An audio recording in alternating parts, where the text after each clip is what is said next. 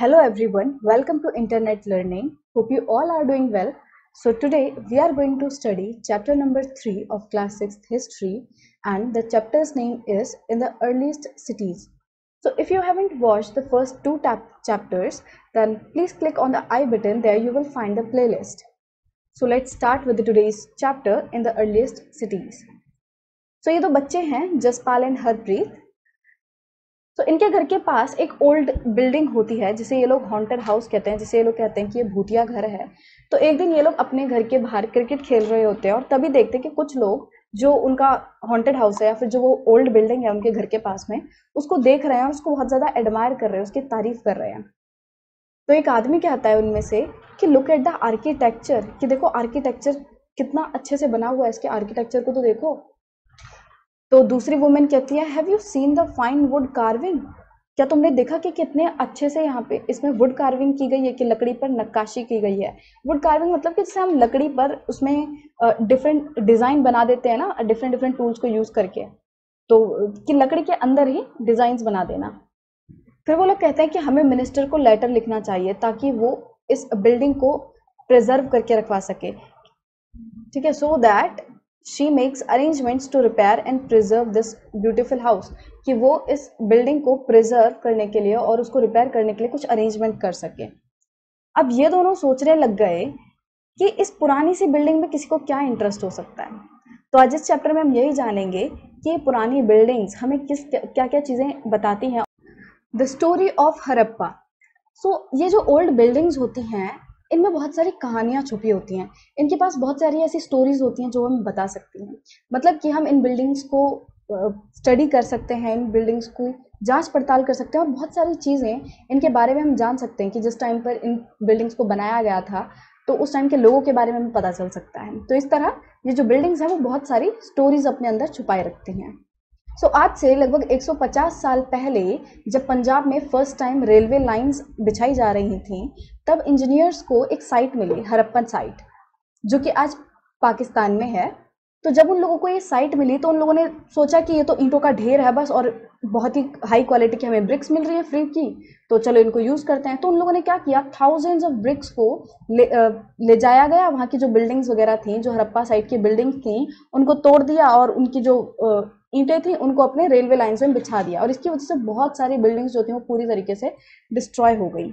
और उसके लगभग आज से 80 ईयर्स पहले जब आर्कियोलॉजिस्ट को ये साइट मिली, तब उन लोगों ने ये रियलाइज़ किया कि हमारे सब कॉन्टिनेंट की सबसे पुरानी सिटीज़ में से एक है.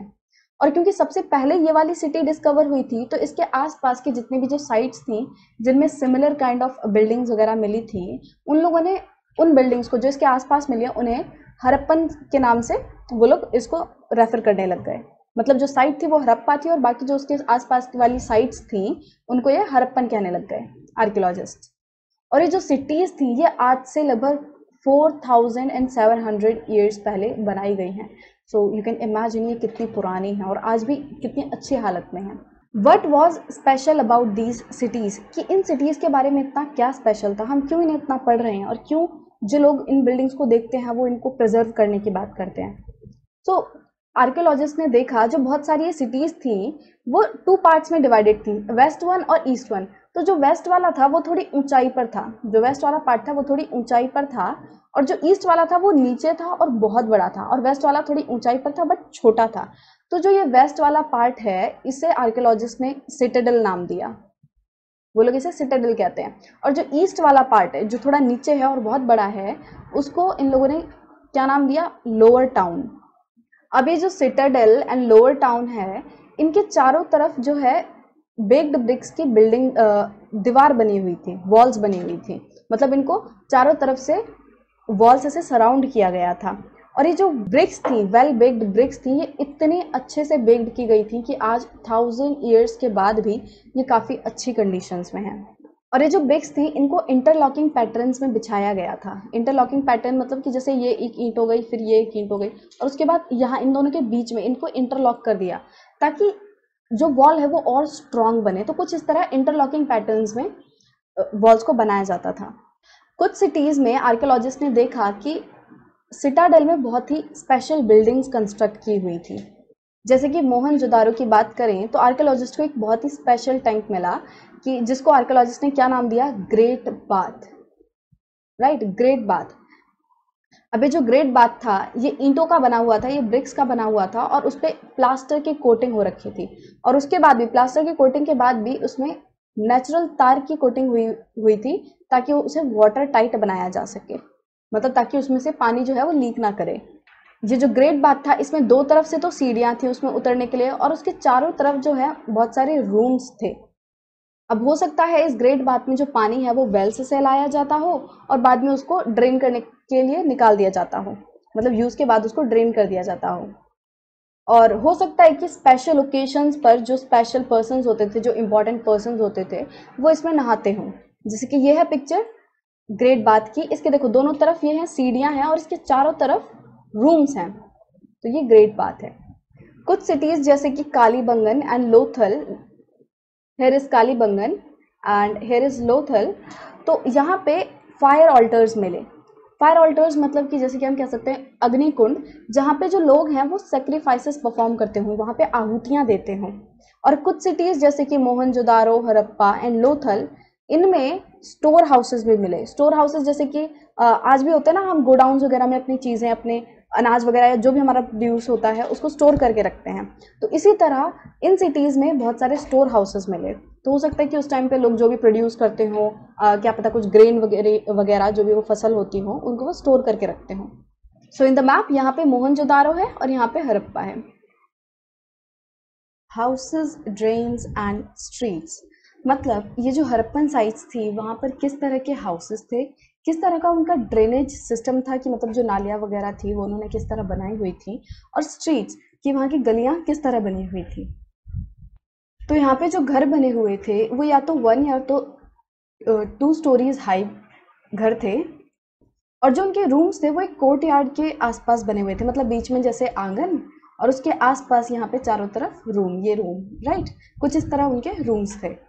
और ज़्यादातर घरों में यहाँ पर बाथिंग एरिया अलग से था, एंड बहुत सारे घरों में पानी सप्लाई करने के लिए उनके खुद के वेल्स भी थे।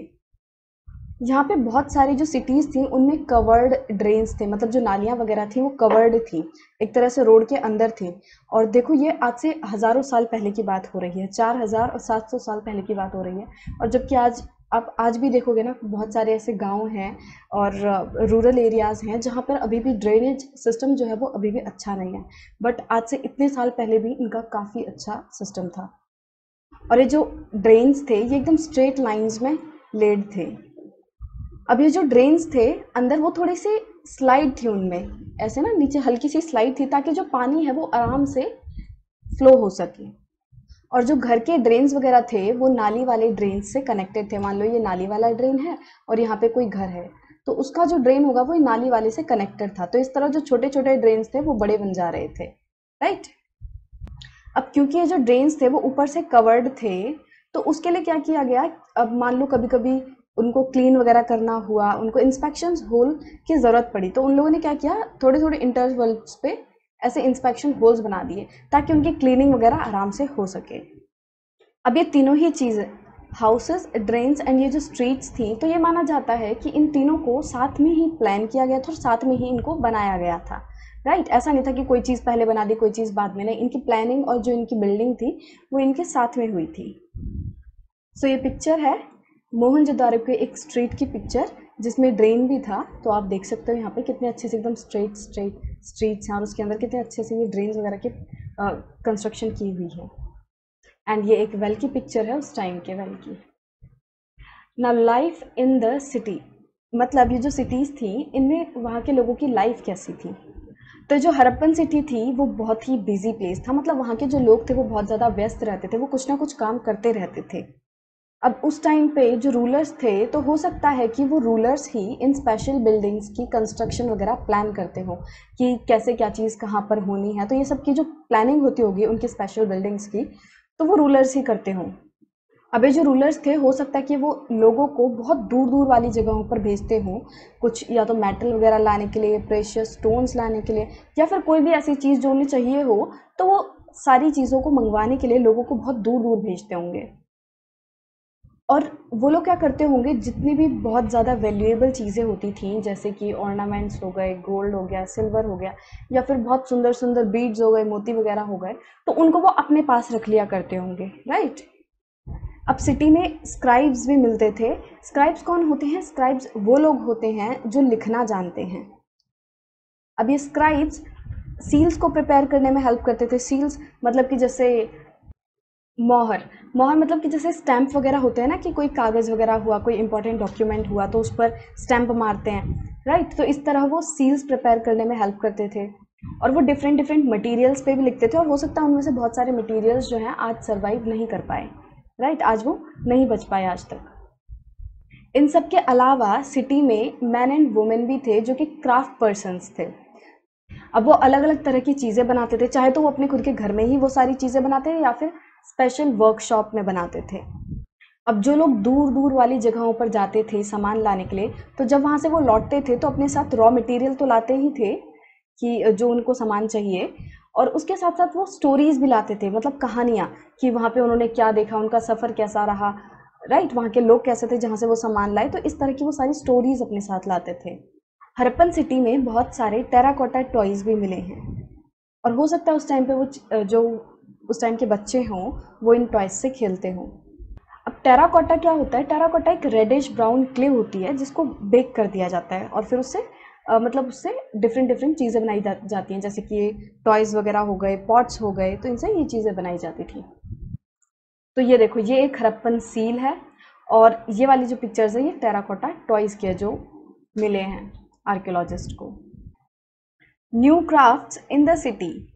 सो इस सेक्शन में हम उन ऑब्जेक्ट्स के बारे में जानेंगे जो हड़प्पन सिटीज़ में बनाए जाते थे, राइट। तो ज़्यादातर चीज़ें जो आर्कियोलॉजिस्ट को मिली वो स्टोन्स की बनी हुई थी, शेल्स एंड मेटल्स की बनी हुई थी। शेल्स जैसे कि कॉडी वगैरह होते हैं उनसे बनी हुई थी, और मेटल्स में उनको कॉपर से बनी हुई चीज़ें मिली, bronze and gold and silver से बनी हुई चीज़ें भी मिली।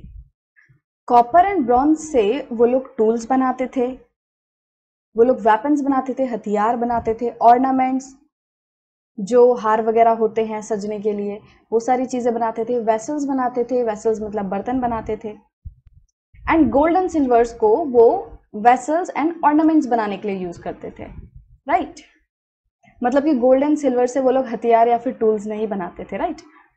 सो सबसे इंपॉर्टेंट चीज़ें जो आर्कियोलॉजिस्ट को मिली हैं वो हैं beads, weights and blades. Beads मतलब कि जैसे मोती वगैरह हो गए, वेट्स मतलब कि जो तोलने के पत्थर वगैरह नहीं होते, जिससे जैसे आज हम लोग सब्जी लेने जाते हैं तो हमें सब्जी वाला तोल के देता है 5 kg का या फिर 1 kg का, तो वो जो पत्थर होते हैं, जो वो लोहे के चीज़ें होती हैं, उनको हम वेट्स कहते हैं। ब्लेड्स, तो ये सारी चीज़ें आर्कियोलॉजिस्ट को मिली हैं। यहाँ पिक्चर में देखो, ये उस टाइम के स्टोन वेट्स हैं। अब ये देखो इनको कितने अच्छे से शेप दी हुई है, क्यूबिकल एंड क्यूबॉइड में कितने अच्छे से इनको शेप दी हुई है। और ये जो वेट्स हैं ये एक तरह के स्टोन से बने हुए हैं जिसको हम कहते हैं चर्ट। और हो सकता है ये जो वेट्स हैं ये प्रेशियस स्टोन्स एंड मेटल्स को वेट करने के लिए यूज किए जाते हों। इस वाली पिक्चर में देखो यहाँ बीड्स हैं, और ये जो बीड्स हैं वो ज़्यादातर वो लोग कार्नेलियन से बनाते थे, कार्नेलियन से, जो कि एक तरह का रेड स्टोन है। तो उस रेड स्टोन को काटा जाता है और उसको फिर उसकी शेप दी जाती है, और बाद में उसमें बीच में एक छेद कर दिया जाता है, तो वो एक बीड बन जाता है। और ये वाली पिक्चर में स्टोन ब्लेड्स दिखाए गए हैं कि उस टाइम जो पत्थर से वो ब्लेड्स जो बनाते थे। अब जो हड़प्पन्स थे, जो लोग हड़प्पा सिटी में रहते थे, वो लोग स्टोन्स की सील्स भी बनाते थे। सील्स मतलब मोहर, राइट। और वो जो सील्स होती थी वो जनरली रेक्टेंगुलर शेप की होती थी, और उनमें यूजुअली वो लोग एनिमल की पिक्चर डालते थे, जैसे कि आप यहाँ देख सकते हो, ये kind of rectangular and square shape में है, एंड इसमें ये एनिमल बना हुआ है, राइट। जो हड़प्पन्स थे वो पॉट्स भी बनाते थे और उनमें ब्लैक कलर का डिज़ाइन दे देते थे। जो कॉटन है वो हो सकता है आज से 7,000 साल पहले मेहरगढ़ में उगाई गई हो। मेहरगढ़ कहाँ है? वो अभी प्रेजेंट डे पाकिस्तान में है। सो आर्कियोलॉजिस्ट को एक सिल्वर वास मिला था जिसके लिड में कपड़े के टुकड़े अटके हुए थे, और इसी तरह कुछ कॉपर के ऑब्जेक्ट्स में भी उन्हें कपड़े के टुकड़े मिले थे। और ये सब जो सिल्वर वास और जो कॉपर के ऑब्जेक्ट्स मिले थे ये उन्हें मोहनजोदारो में मिले थे। सो इससे वो अनुमान लगा सकते हैं कि लगभग आज से 7,000 साल पहले जो कॉटन है वो उगाया जाने लगा होगा। आर्कियोलॉजिस्ट को हरप्पन साइट्स में स्पिंडल व्हील्स भी मिले हैं। सो स्पिंडल व्हील्स जो होते हैं वो हैंड स्पिनिंग करने के लिए जो स्पिंडल यूज़ किए जाते हैं उनमें वेट देने के लिए यूज़ किए जाते थे। सो मोहनजोदारो से एक इम्पॉर्टेंट मैन का ये स्टैचू मिला है जिसमें आप देख सकते हो, ये जो इसकी पिक्चर दिख रही है इसमें एक तरह से पता चल रहा है कि एम्ब्रॉयडर्ड क्लोथ है। तो इन चीज़ों से भी हमें पता चलता है कि उस टाइम के लोग कपड़ा जानते थे, वो लोग कपड़ा बुनना जानते थे। और जैसे कि स्पिंडल वर्ल्स वगैरह बने, इसका मतलब कि उस टाइम के लोग सूत काटने लगते थे, है ना, तभी तो वो स्पिंडल्स का यूज़ करते थे। सो इन सारी चीज़ों की वजह से जो कि हमें खुदाई वगैरह में मिलती हैं, जो आर्कियोलॉजिस्ट को मिलती हैं, उनकी स्टडी करने से हमें पास्ट के बारे में इस तरह से बहुत कुछ जानने को मिल सकता है। फेयंस। सो फेयंस एक ऐसा मटेरियल है जिसे कि आर्टिफिशियली प्रोड्यूस किया जाता है, ये नेचुरली नहीं मिलता। सो एक गम होती है जिसे या तो सैंड में या फिर पाउडर्ड क्वार्ट्ज में मिला दिया जाता है और उसको फिर डिफरेंट शेप्स दी जाती हैं और शेप देने के बाद उसको ग्लेज्ड कर दिया जाता है। ग्लेज्ड कर देना मतलब कि जो भी चीज़ बनाई है उस पर एक शाइनी ट्रांसपेरेंट सा सब्सटेंस का एप्लीकेशन कर देते थे वो लोग। उस पर एक शाइनी सा एक सब्सटेंस होता था, ट्रांसपेरेंट सा, फिर उसको जो भी उन्होंने चीज़ बनाई है उस पर लगा देते थे, जिसकी वजह से जो ऑब्जेक्ट था वो बहुत ही शाइनी बन जाता था और उसका एकदम ग्लासी सरफेस बन जाता था। और जो ग्लेज था वो यूजुअली ब्लू या फिर सी ग्रीन कलर का होता था। अब फेयंस को वो लोग बीड्स बनाने के लिए यूज़ करते थे, चूड़ियाँ बनाने के लिए यूज़ करते थे, ईयरिंग्स बनाने के लिए यूज़ करते थे और छोटे छोटे वेसल्स बनाने के लिए भी वो लोग फेयंस का यूज़ करते थे। अब आर्कियोलॉजिस्ट को जो स्पिंडल वर्ल्स मिले थे वो या तो टेराकोटा के बने हुए थे या फिर फेयंस के बने हुए थे। अब टेराकोटा मैंने आपको पहले ही बता चुका है, वो क्या होता है, वो एक रेडिश ब्राउन क्ले होता है जिसको पका दिया जाता है, बट उसको एक शाइनी से ट्रांसपेरेंट से, मतलब एक तरह से हम कह सकते हैं उस पर ग्लेज की एप्लीकेशन नहीं की जाती है, ठीक है, उसको बस ऐसे ही रहने दिया जाता है।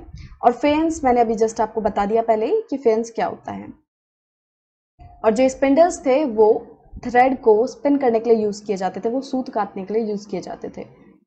और जो बहुत सारी चीज़ मिली थी उन्हें देखकर आर्कियोलॉजिस्ट को लगता है कि वो आम आदमी नहीं बना सकता है, वो जो चीज़ें हैं वो कोई स्पेशलिस्ट द्वारा ही बनाई गई होंगी, मतलब इतने अच्छे से बनाई जाती हैं, इतने परफेक्शन से वो चीज़ें जो मिली हैं वो बहुत अच्छे से बनी हुई हैं। और आर्कियोलॉजिस्ट को लगता है कि वो मतलब ऐसा ही नहीं कि कोई भी आदमी उठ के बना देगा, नहीं, वो स्पेशलिस्ट द्वारा बनाई गई होंगी।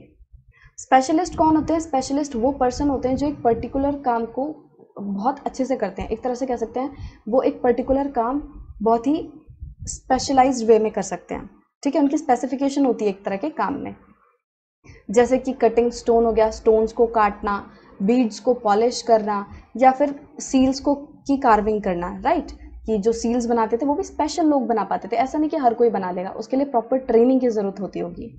अब जैसे कि इस पिक्चर में देखो कि ये जो फेस है वो कितने अच्छे से कार्व किया गया है, इसमें बियर्ड कितनी अच्छे से दिखाई गई है, इसकी जो कपड़े पे एम्ब्रॉयडरी थी, ये जो फ्लावर्स हैं ये कितने सुंदर से बनाए हुए हैं। इसका मतलब कि ये किसी बहुत ही एक्सपर्ट क्राफ्ट पर्सन का काम है, ये किसी ऐसे बंदे का काम नहीं है, इसको किसी बहुत ही स्पेशलाइज्ड पर्सन ने किया हुआ है, ट्रेंड पर्सन ने किया हुआ है। अब ऐसा तो हो नहीं सकता कि हर एक पर्सन जो होगा वो स्पेशलिस्ट ही होगा, उनमें से कुछ ही लोग स्पेशलिस्ट होंगे, है ना। आज भी आप देखते हो तो किसी काम में ऐसा थोड़ी हर कोई स्पेशलिस्ट होता है, हर कोई हर चीज़ में नहीं, अलग अलग लोग अलग अलग चीज़ों में स्पेशलिस्ट होते हैं। और ऐसा भी नहीं कि हर कोई ही स्पेशलिस्ट होगा। अब हम ये नहीं कह सकते कि कौन, जैसे कि मैन जो है वो किसी काम में स्पेशलिस्ट थे या फिर सिर्फ मैन ही स्पेशलिस्ट थे या फिर सिर्फ वुमेन ही स्पेशलिस्ट थी, या फिर हम कह सकते हैं हो सकता है कि मैन एंड वुमेन वो दोनों ही अपने अपने कामों में स्पेशलिस्ट हों।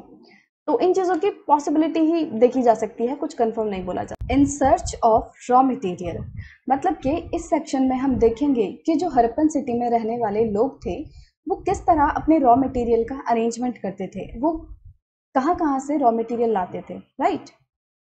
तो सबसे पहले ये देखते हैं कि रॉ मटेरियल होता क्या है। तो रॉ मटेरियल वो सब्सटेंसेस होते हैं जो या तो नेचुरली मिलते हैं, नेचुरली फाउंड किए जाते हैं, जैसे कि वुड हो गया, ओर्स हो गई, राइट, तो इनको कोई बनाता नहीं है, ये हमें अपने आप ही एनवायरनमेंट से मिलती हैं। और दूसरा हो गया कि जिन्हें फार्मर्स और हर्डर्स जो हैं वो प्रोड्यूस करते हैं, जैसे कि हमारे फार्मर्स वीट ग्रो करते हैं, हर्डर्स जो हैं वो शीप एंड गोट की रियरिंग करते हैं, उससे वूल वगैरह मिलती है। तो इस तरह हमें रॉ मटेरियल्स अवेलेबल होते हैं और उसके बाद इन रॉ मटेरियल्स को प्रोसेस किया जाता है और उससे एक फिनिश्ड गुड बनाया जाता है। जैसे कि कॉटन जो है वो फार्मर्स उगाते हैं और फिर ये जो कॉटन है वो as a raw material use की जाती है कपड़ा बनाने के लिए। अब कॉटन नहीं होगी तो धागा कैसे बनेगा, और धागा नहीं बनेगा तो फिर कपड़ा कैसे बनेगा। तो इस तरह जो रॉ मटेरियल है उसको प्रोसेस किया जाता है और फिर उससे फिनिश्ड गुड बनाया जाता है। तो यहाँ पे रॉ मटेरियल क्या हो गया, वो हो गई कॉटन, और फिनिश्ड गुड क्या हो गया, जो हमारा प्रोडक्ट बना वो है हमारा क्लोथ, राइट। अब हड़प्पन सिटीज़ की बात करते हैं। तो कुछ ऐसे रॉ मटेरियल्स थे जो कि हड़प्पन सिटीज़ में अवेलेबल थे लोकली, बट कुछ आइटम्स जैसे कि कॉपर हो गया, टिन, गोल्ड, सिल्वर या फिर जो प्रेशियस स्टोन होते थे वो उनके लोकली अवेलेबल नहीं थे, वो उनके आसपास वाले एरिया में ही नहीं मिलते थे। वो चीज़ें लाने के लिए इन सारे मटेरियल्स को, जैसे कि कॉपर, टिन हो गया, गोल्ड, सिल्वर एंड ये प्रेशियस स्टोन्स, इन सबको लाने के लिए उन्हें दूर दराज वाले इलाकों में जाना पड़ता था, बहुत दूर दूर से इन चीज़ों को लाना पड़ता था उन्हें। अब हड़प्पन्स जो थे वो हो सकता है कॉपर को राजस्थान से लाते हों या फिर ओमान से लाते हों जो कि वेस्ट एशिया में है, राइट। अब टिन की बात करते हैं। तो टिन को कॉपर के साथ मिलाया जाता है ब्रोंज बनाने के लिए, मतलब कि पीतल बनाने के लिए। तो टिन एंड कॉपर को मिक्स किया जाता है। अब टिन को हो सकता है कि अफगानिस्तान एंड ईरान जैसी जगहों से लाया गया हो। गोल्ड को हो सकता है हड़प्पन्स कर्नाटका से लाते हों। एंड प्रेशियस स्टोन्स की बात करें तो हो सकता है वो लोग गुजरात या फिर ईरान एंड अफगानिस्तान जैसी जगहों से लाते हों। अब इन पिक्चर्स को देखो। इस पिक्चर को देख के लग रहा है कि जैसे ये एक टॉय है जो कि हड़प्पन सिटी में मिला है। तो इस टॉय को देख के लग रहा है कि जैसे कोई गाड़ी हो, जैसे बैलगाड़ी वगैरह होता है, ऐसा कुछ हो सकता है इसे आदमी ही खींचते हो या फिर इनमें जानवरों से इस गाड़ी को खींचा जाता हो। एंड इस सील में देखो ये एक बोट तरीके से कुछ दिख रहा है। तो इन इलस्ट्रेशन से हम आइडिया लगा सकते हैं कि इतनी दूर दूर से जो हड़प्पन्स थे जो सामान लाते थे वो हो सकता है इन मीडियम्स के थ्रू लाते हों। हो सकता है वो अपनी बैलगाड़ी वगैरह से लाते हो सकता है जो जहाँ वो समुद्र के थ्रू ट्रैवल करते थे तो वो बोट से जाते हों, right. Food for people in the cities, मतलब कि हड़प्पन सिटीज़ में जो रहने वाले लोग थे उन लोगों के लिए जो खाना था वो कहाँ से आता था। अब बहुत से लोग जो थे वो तो सिटीज़ में रहते थे, बट बाकी लोग जो कि रूरल एरियाज़ में रहते थे वो क्रॉप्स ग्रो करते थे और एनिमल्स की रेयरिंग करते थे, मतलब कि वो फसलें उगाते थे और जानवरों का पशुपालन करते थे, राइट। अब ये जो फार्मर्स एंड हर्डर्स थे वो सिटीज़ में रहने वाले जो भी क्राफ्ट पर्सन्स थे, जो भी स्क्राइब्स या फिर रूलर्स थे, उन सबको फूड सप्लाई करते थे। अब हड़प्पन सिटीज़ में जो रिमेन्स मिले हैं प्लांट्स के, उससे पता चलता है कि हड़प्पन सिटी में रहने वाले लोग वीट उगाते थे, barley, pulses, peas, rice, sesame, linseed and mustard यानी कि सरसों, वो भी उगाते थे। तो ये सारी चीज़ें जो रिमेन्स मिले हैं उनसे पता चली है कि वो लोग इन सभी चीज़ों को उगाते थे। A new tool, the plow, was used to dig the earth for turning the soil and planting the seeds. अब इसे न्यू टूल क्यों कहा जा रहा है, क्योंकि जो हड़प्पन सिटीज से पहले वाला जो टाइम था उसमें आर्कियोलॉजिस्ट को कोई भी ऐसा एविडेंस नहीं मिला था जिसमें इस तरह का जो प्लाउ जैसा कोई भी टूल है वो यूज़ किया जा रहा है, तो इसलिए उसको बोला गया है न्यू टूल। सो जो प्लाउ था उससे उस टाइम के लोग, उस टाइम के क्या आज भी हम लोग कुछ लोग रूरल एरियाज़ में हल को यूज़ करते हैं सॉइल को टर्न करने के लिए, मतलब कि जो सॉइल को जो जोतना होता है जिसे हम कहते हैं, तो उसके लिए फील्ड को प्रिपेयर किया जाता है सीड्स वगैरह लगाने के लिए। तो वो किसकी हेल्प से होता है, हल की हेल्प से। तो उस टाइम पे भी वो लोग यूज़ करते थे सॉइल को टर्न करने के लिए, मतलब कि जो सॉइल है, जो फील्ड है, उसको प्रिपेयर करते थे सीड्स वगैरह प्लांट करने के लिए, राइट। अब जो रियल प्लाउज हैं वो तो आर्कियोलॉजिस्ट को नहीं मिले हैं, जो हड़प्पन सिटी की जो भी उन्होंने खुदाई वगैरह की थी उसमें नहीं मिले हैं, क्योंकि हो सकता है वो लकड़ी के बने हों तो अभी तक सर्वाइव ना कर पाए हों, बट उनको टॉयज़ ज़रूर मिले हैं। जो टॉय मॉडल होता है प्लाउज का वो मिला है। तो ऐसी एक पिक्चर ये है। सो ये एक टॉय प्लाउ है। सो अगर हम आज देखें तो बहुत सारी ऐसी फार्मिंग कम्युनिटीज़ हैं जिनमें जो प्लाउ है, जो हल है, वो सिर्फ और सिर्फ आदमी ही यूज़ करते हैं। बट हमें ये नहीं पता कि क्या हड़प्पन सिटीज़ में भी ऐसा ही होता था, उस टाइम पे भी क्या सिर्फ मैन ही हल को यूज़ करते थे या वुमेन भी यूज़ करती थी, तो इसके बारे में अभी हमें कोई जानकारी नहीं है, राइट। अब क्योंकि ये जो हड़प्पन सिटी वाला एरिया है यहाँ पे हैवी रेनफॉल जो है वो नहीं होती, इतनी ज़्यादा बारिश नहीं होती। इसका मतलब कोई ना कोई इरिगेशन सिस्टम वो लोग यूज़ करते होंगे, क्योंकि खेती तो कर रहे हैं और खेती बिना पानी के तो हो नहीं सकती। और बारिश भी इतनी अच्छी नहीं हो रही, तो उसके लिए वो लोग कोई ना कोई इरिगेशन सिस्टम यूज़ करते होंगे। इसका मतलब वो लोग पानी को स्टोर करते होंगे और उसके बाद उसको फील्ड तक, खेतों तक सप्लाई किया जाता होगा।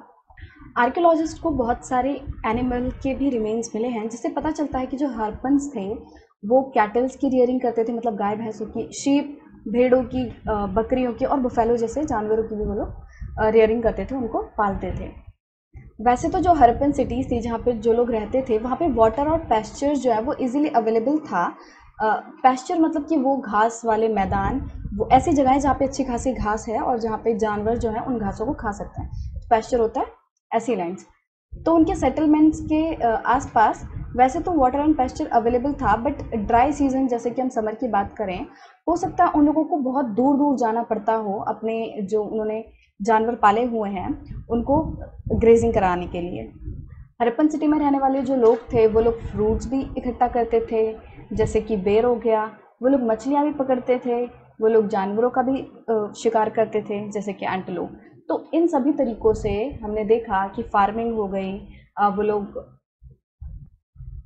फ्रूट इकट्ठा करते थे, वो लोग मछलियाँ पकड़ते थे। तो इन सभी तरीक़ों से हमें ये पता चलता है कि वो लोग अपना फूड किस तरह इकट्ठा करते थे, कैसे फूड अरेंज करते थे। A closer look Harappan towns in Gujarat. So in this section, we will take a closer look of the Harappan towns that were situated in Gujarat. So जो सिटी ऑफ धोलावीरा है वो run of Kutch में खादिर बेट के पास जो जगह है वहाँ पर लोकेटेड है।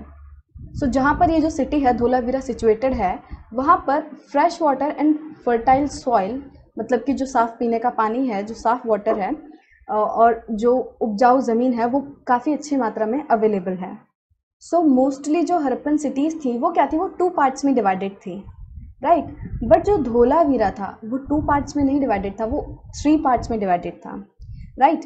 और हर एक पार्ट के चारों तरफ बड़ी बड़ी स्टोन वॉल्स बनी हुई थी, पत्थर से दीवार बनी हुई थी, ठीक है। जैसे कि ये 3 पार्ट्स में जो धोलावीरा सिटी है वो 3 पार्ट्स में डिवाइडेड है, और इन तीनों ही पार्ट्स के चारों तरफ इस तरह बड़ी बड़ी स्टोन की वॉल्स थी, और उन स्टोन की वॉल्स में इस तरह मतलब बड़े बड़े गेटवेज थे जिसमें से होकर गुजरना पड़ता था आपको उस सिटी के अंदर जाने के लिए, राइट, एक पार्ट के अंदर जाने के लिए।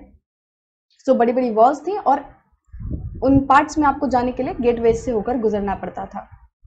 धोलावीरा में एक बहुत बड़ा ओपन एरिया भी था, एक तरह से ग्राउंड जैसा, जहाँ पे हो सकता है कि वहाँ के लोग जो पब्लिक सेरेमनीज थी, कोई फेस्टिवल वगैरह होता हो, त्योहार होते हों, उनको सेलिब्रेट करते हों, राइट।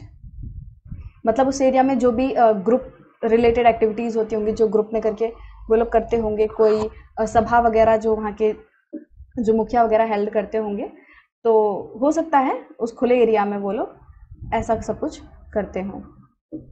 इसके अलावा आर्कियोलॉजिस्ट को हड़प्पन स्क्रिप्ट्स के बड़े बड़े लेटर्स मिले हैं, जिनको कि हो सकता है पहले स्टोन्स में से काटा गया हो, मतलब पहले स्टोन्स से वो लेटर्स बनाए गए हों और फिर बाद में उनको वुड में बिछा दिया गया हो, मतलब उसमें इनले कर दिया हो, कि जैसे लकड़ी से पहले उन्होंने कुछ काटा हो, इस तरह उनका जो भी कोई लेटर है उसके बाद स्टोन से पहले ऐसा कुछ बनाया हो लेटर, और उसके बाद उसको लकड़ी में उन लोगों ने इनले कर दिया।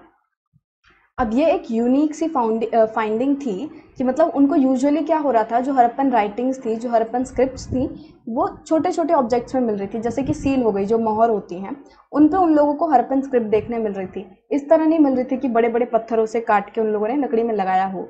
तो एक तरह से यूनिक फाइंडिंग थी। अब बात करते हैं सिटी ऑफ लोथल की, जो कि साबरमती की एक ट्रिब्यूटरी है, उसके पास सिचुएटेड है। ट्रिब्यूटरी क्या होता है? ट्रिब्यूटरी वो नदी होती है जो कि दूसरी बड़ी नदी में जाके मिल जाती है, राइट। जैसे कि ये कोई बड़ी सी नदी है और साइड में ये नदी आके इसमें मिल जा रही है, तो ये वाली जो है ये इस बड़ी नदी की ट्रिब्यूटरी हो गई, राइट।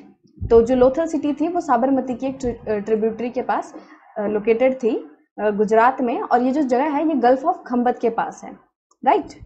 अब जो ये सिटी ऑफ लोथल है वो ऐसे एरियाज में सिचुएटेड है कि इसके आसपास वाले जो एरियाज हैं उनमें रॉ मटेरियल्स जैसे कि सेमी प्रेशियस स्टोन हो गया वो इजीली अवेलेबल है, मतलब इसके आसपास, लोथल के आसपास रॉ मटेरियल जो है वो इजीली अवेलेबल था।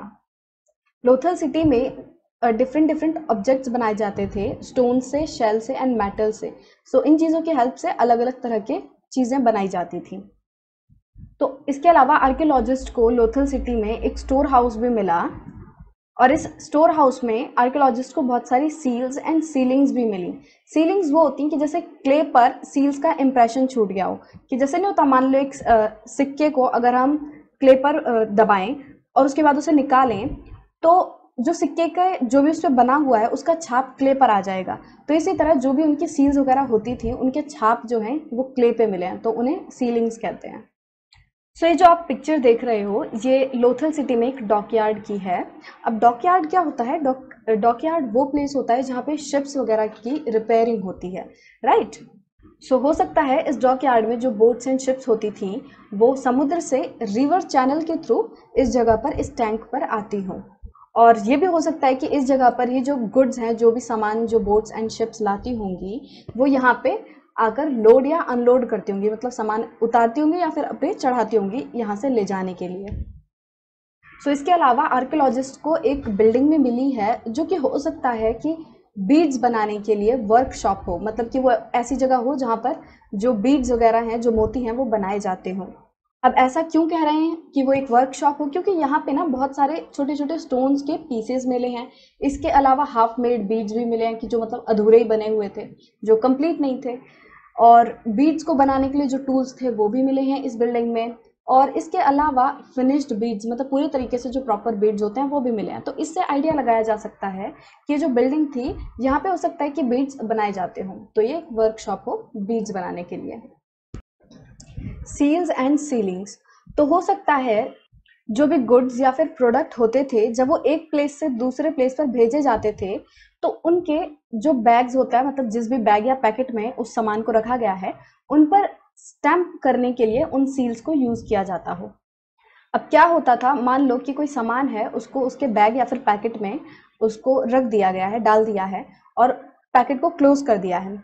जब पैकेट को वो लोग क्लोज कर देते थे तो उसके बाद क्या करते थे, उसके बाद उसके नॉट पर जहाँ से उसे बंद किया है उसके ऊपर एक वेट क्ले लगा देते थे, कि गीली क्ले लगा देते थे।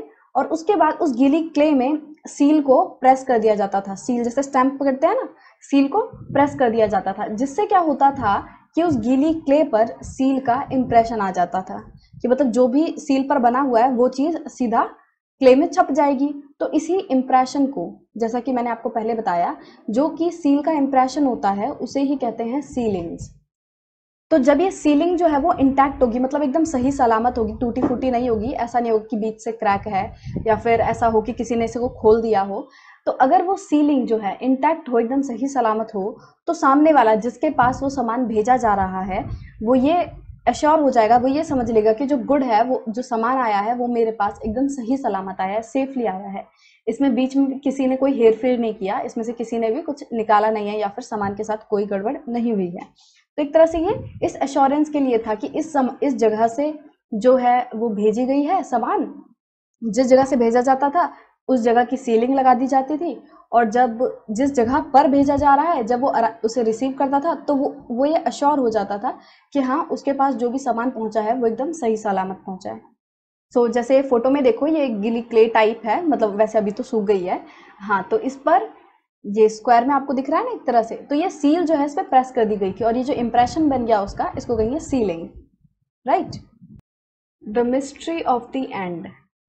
सो इस सेक्शन में हम ये देखेंगे कि जो हड़प्पन सिटीज़ थी अब वो धीरे धीरे ख़त्म हो रही थी, मतलब वहाँ ज़्यादा लोग अब नहीं रह रहे थे, वहाँ से लोग निकल रहे थे उन सिटीज़ से और दूसरी जगह जाके बस रहे थे।